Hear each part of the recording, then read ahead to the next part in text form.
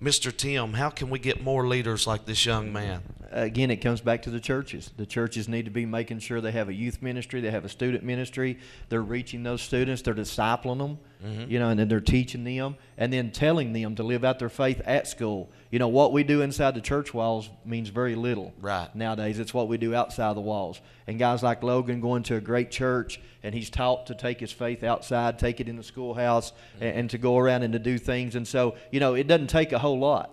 My beginnings in youth ministry, I was actually a youth evangelist and an outreach director to church. And when I started saying, let's go out and reach people for Jesus, the teams that were showing up on Saturday and Sunday were teenagers. That's what got me in youth ministry. But I'd like to ask Logan maybe just to share, I'm sure that over the last 6 years he's been involved with First Priority, there's been several aha moments maybe at meetings or where he saw multiple students make decisions. But I'd like to ask him maybe from his perspective just to share something that has happened at a First Priority meeting that he just remembers well.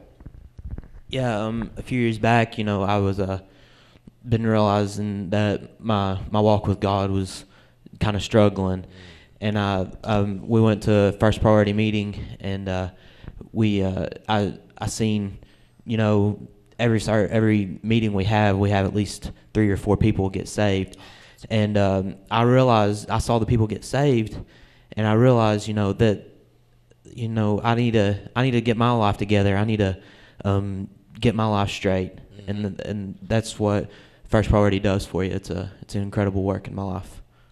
That is so powerful. A lot of these teens today, they're looking for hope. They're looking for help. They're looking for somebody to come and put an arm around them saying, we can get through this together, to pray with. There's a lot of issues today, Mr. Tim, that these kids are faced with that me and you wasn't faced with when we was growing up. That's exactly right, and I want to thank Logan for coming, and I want to go ahead and get another person up here as we're getting low on time.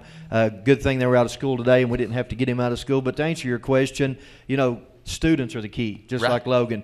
If there is a female who maybe gets pregnant at school, she's not going to go to a teacher. She's not going to go to an adult most of the time. She's going to go to a friend. Exactly. She's going to go to a peer, and that peer can direct her into the right path. And the same thing if it's a drug problem, if it's an alcohol problem. In working with some of the local pregnancy centers and things, students outside of the county contact the one inside the county most.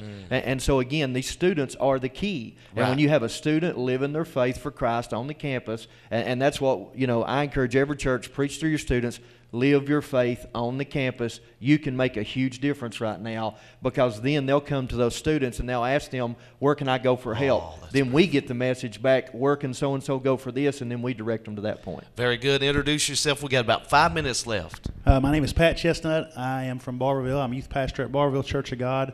Also lead music there, and I'm a campus coach at Knox Central High School, and I get to attend Knox County Middle School and also the Barberville Middle School and Barberville High School.